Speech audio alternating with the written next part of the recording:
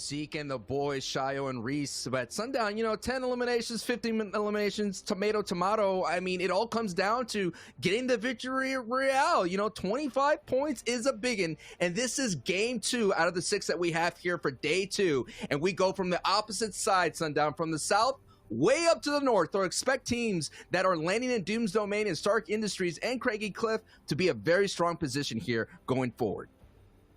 Well, as well as all of those teams who are now up in that northwest corner to have a little bit more time to get over there. Didn't see it as tightly contested yesterday, but you can see Mongo Mitchell Tayson, again, not necessarily as much contention going on as there was yesterday. Again, they had it relatively free for the first couple games and were able to convert on it. And actually, as I say that, I lie. Look down the bottom left-hand corner. Tayson sitting on 3 eliminations already off of the rip. So hopefully we'll be able to get a replay and figure out what went on right there. He is sitting with a sniper rifle in his hands. We know just how effective that can be. But one thing I want to talk about now as we start kind of getting into the back half of these games and what we're looking for. Yes, the victory royales, the first and the second places in terms of the points are huge. But the bigger thing at this point in terms of who walks away with the #1 spot is whether or not Vettel, iDrop, and Stir6 will have a bad game. Every single other team who is in the top 5 or even the top 10 has had 1 or 2 games where they're not able to get at least into the placement, not able to convert on a couple of eliminations. That's not true for the other guys. They've been into those top 2 and the top 3 situations more consistently than every other team. They've been able to convert onto one of them, and because of that, they're currently sitting at 2nd in terms of combined eliminations, tied with Kezix, 4ZR, and Nate, only being out-earned by Floki, Clement, and Nakors. So if they're able to continue getting those consistent drops and getting the space they need out of the Loot Lake area, then it's going to be near impossible for anybody else to overtake them just because of how many points are based into placement and just how hard it is. Imagine just every single second place. We've already seen them twice be forced out just because they were hip to hip and played cautious on the low ground together. Every single time they're able to do that, it adds so many more points to that lead. And one of the things is Stir6, 14 years old, coming from the Play Well esports squad. He tweeted out, "I'm aiming for top 1 tomorrow. Good night, boys."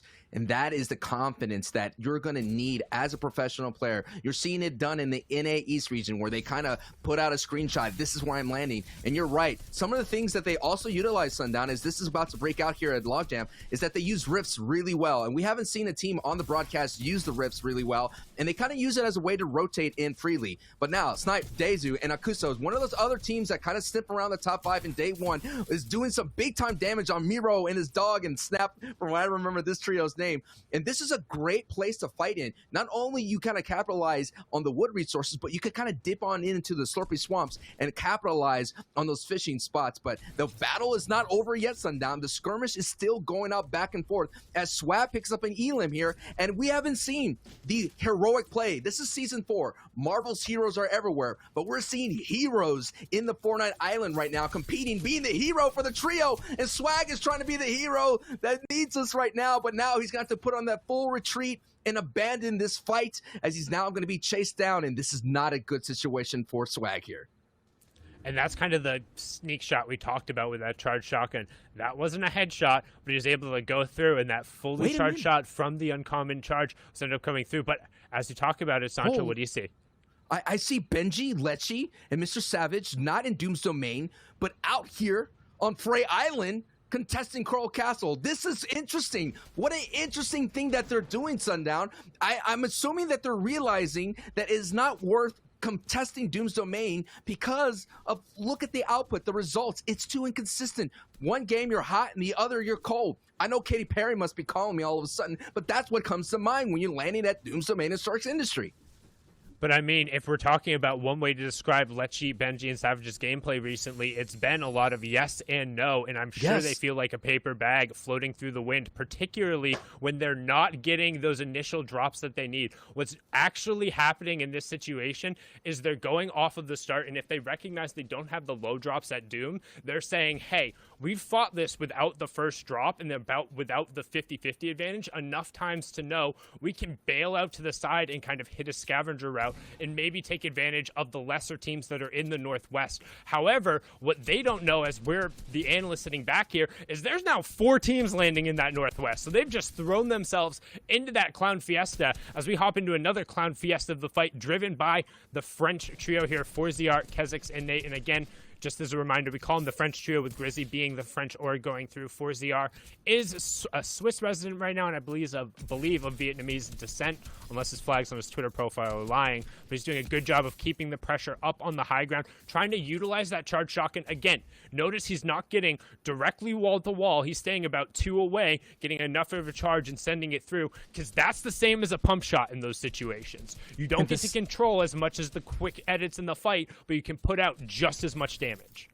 And at the same time, it allows your teammates to kind of reposition yourself, to create a better pinch, to create another angle. I mean, we've been seeing different ways of box fighting as a trio, where one person knocks out the floor down below. But sometimes you just got to go wall to wall, go to peanut butter edits, and do your best. But now Kezix, down he goes, and Forziar has to break his attention to help out his squad. And yes, there's a nice from behind play right there from 4ZR. And he, right now, this trio is letting everybody know that they are firework and they're showing what they're worth. And it's a big time thing to do on the FNCS broadcast, because not only that, your shine goes further, your socials go up when you show out and you do your best on the main stage.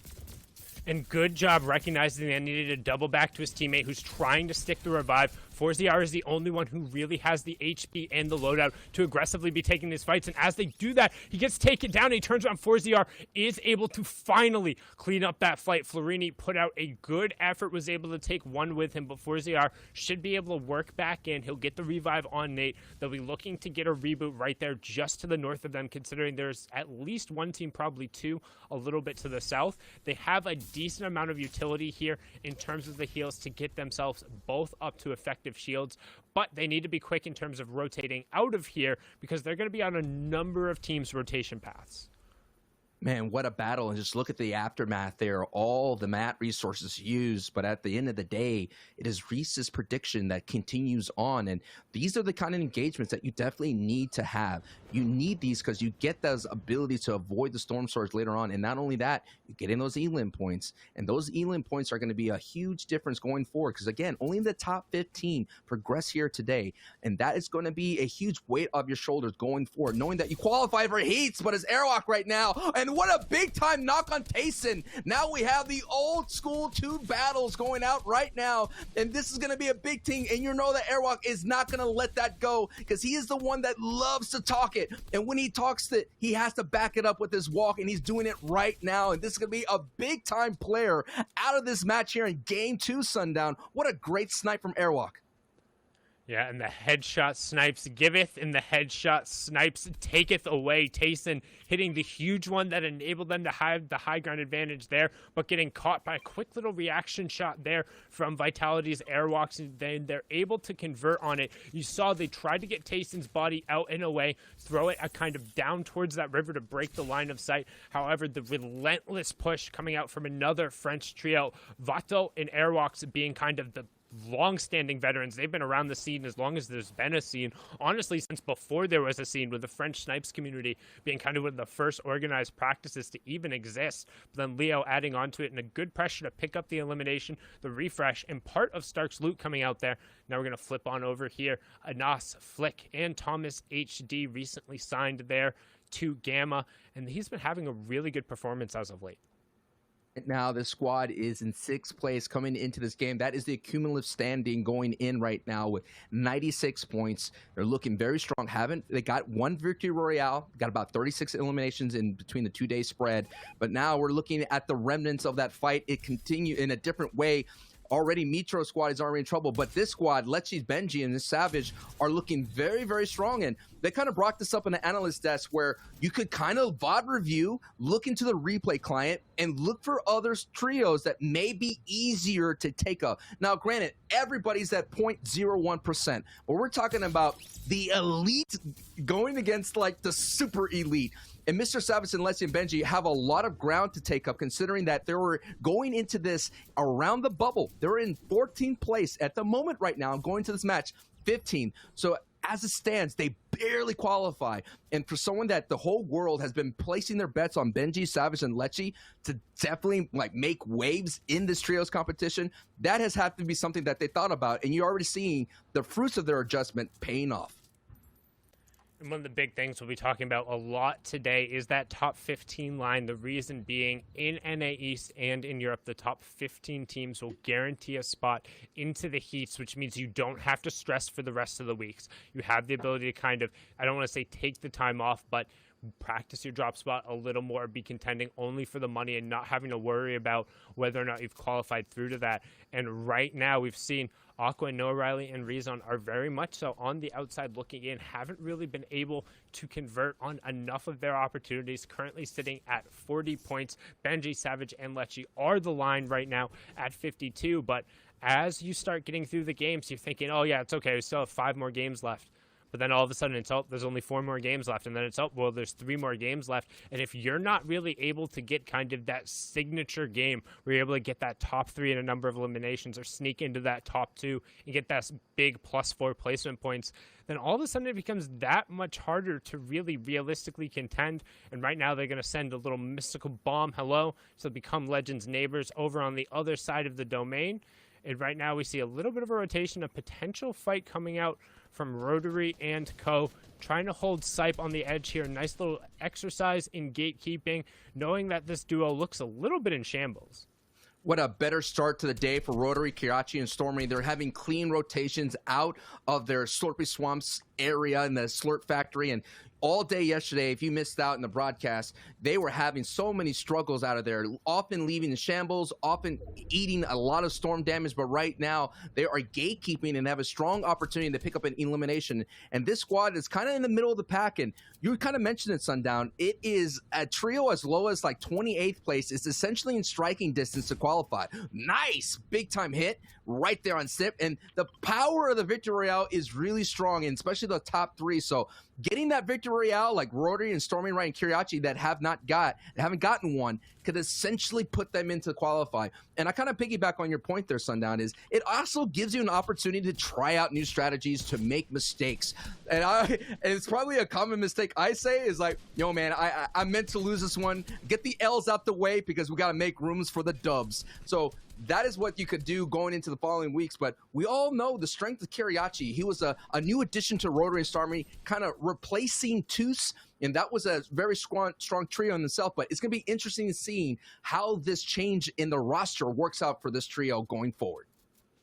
And you can see them completing their exercise in that gatekeeping activity, and it looks like they're going to get an A+ from the Professor, getting all 3 eliminations. Dezinho, Sipe, and Akusto going down there, also converting with the headshot snipe on the ground, making sure they're maximizing the Storm Surge damage. With 66 players remaining and 23 trios up, basically 2/3 of the lobby still on their feet. It's not going to be necessarily as much of a worry. We've only really seen kind of that second zone Storm Surge come into play a number of times. EU particularly known for being a little bit more aggressive than some of the other regions. I mean, we saw it so much with NA yesterday. We kind of have to beg them to take a fight sometimes. But right now, Nate begging to try and get a conversion onto this. A great snipe going on to Kiriachi. And again, we talk about it. The headshot snipe giveth and the headshot snipe taketh away. This time, the karma a little bit more instant. But Stormy Right now going box to box here and showing the strength of that epic pump back to back 200 amplify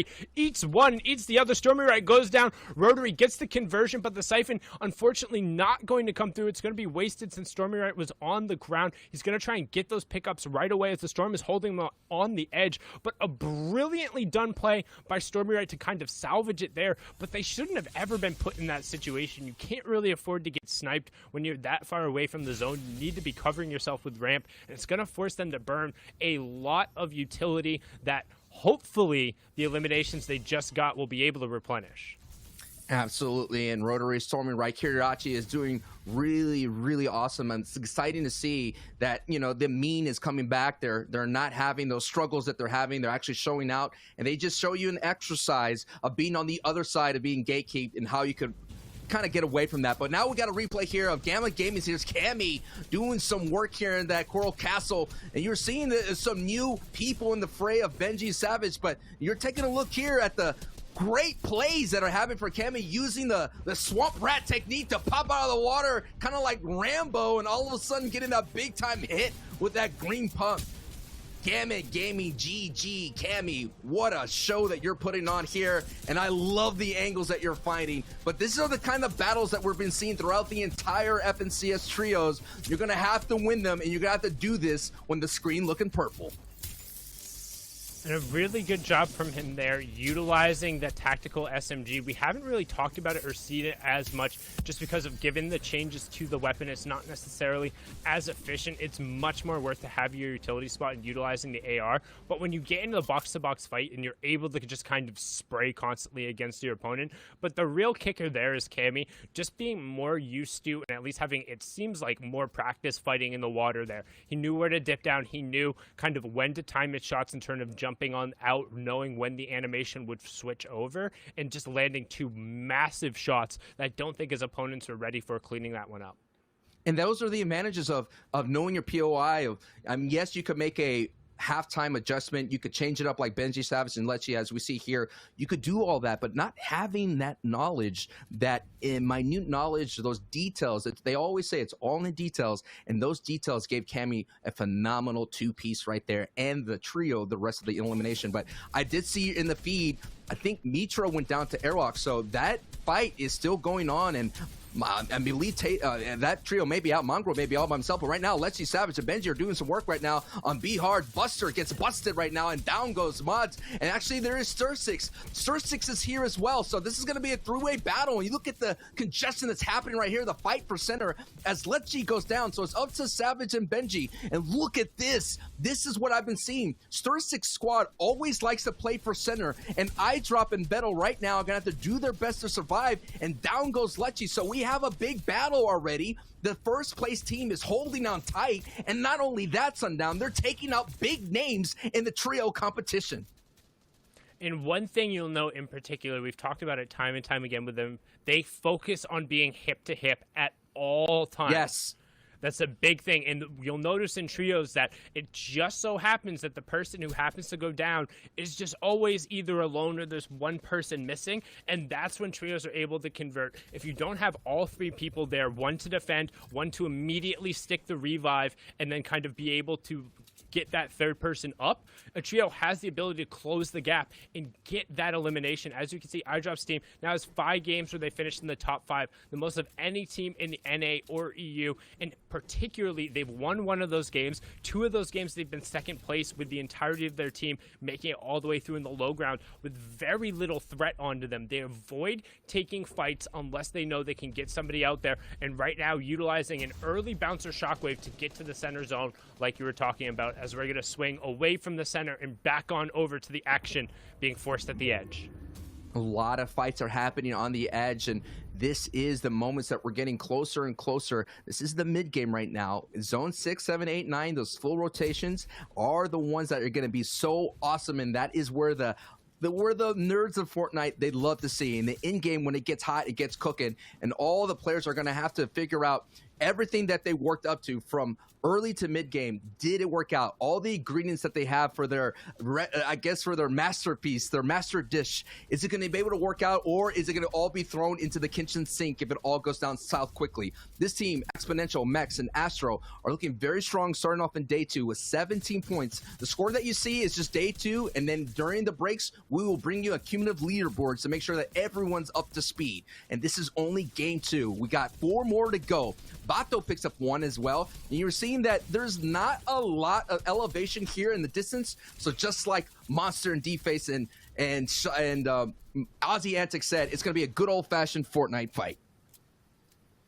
There we talk about kind of how the different changes in elevation can force you to have to use your utility, whether early or later. But with 18 trios remaining, the next trio to fall will miss out on those placement points, and then it's 1 point per placement up until the top 2, where you get an additional +4 going on there, and then the Victory Royale is +5. So keep an eye on that ticker in the top left, and the trios who are all going to be hugging and rotating next to each other. We've seen Become Legends as well as our top trio of Vettel, iDrop, and Sir6 all being pretty much the top of class when it comes to staying hip to hip and rotating together, which is so key in these late game situations. It might not enable you for the most opportunity to get eliminations, as we see Benji and Savage able to convert on a pair, but right now OT Exponential, aka Hardfind, able to find one. That was Cammy, the Dolphin from earlier, and Exponential goes down. He's able to get the knock onto Artur, goes down to 1 HP, but then Rasco ends up picking him up and getting the conversion onto him.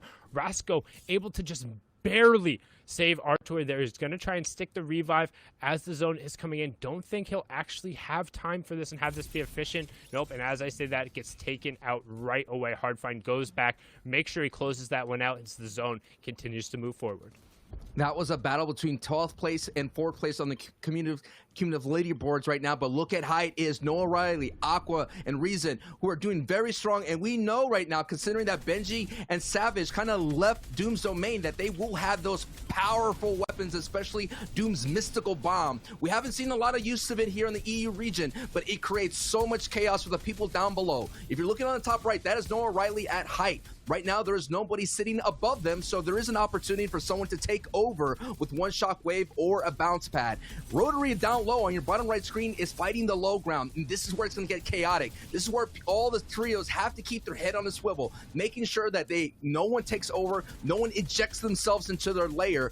But the most strongest position right now is at height. And if anyone is between the two, if you're the meat of the sandwich, you're going to get beamed down below. And the height is essentially going to look for anyone that's building out of wood or soft materials, because those headshots could kind of sneak their way through. So right now, Noah Riley, Aqua, and Reason are doing very strong, considering already Benji's down, Clement's down. And look at this overview, and you're seeing why it's such a dominant position, Sundown.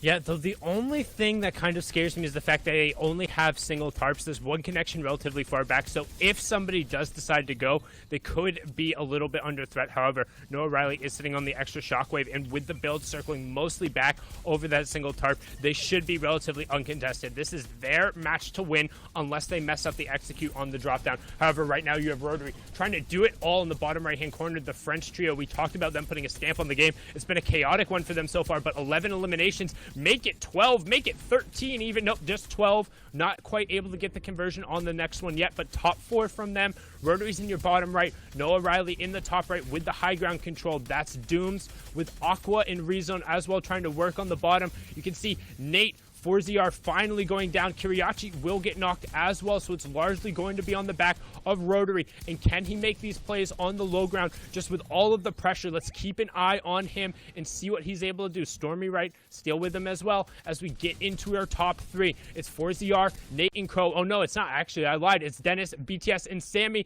but Noah Riley, Rezon, and Co. are going to be able to clean it out, dropping down from the high ground and a little bit of skeet shooting action there at the end, Sancho.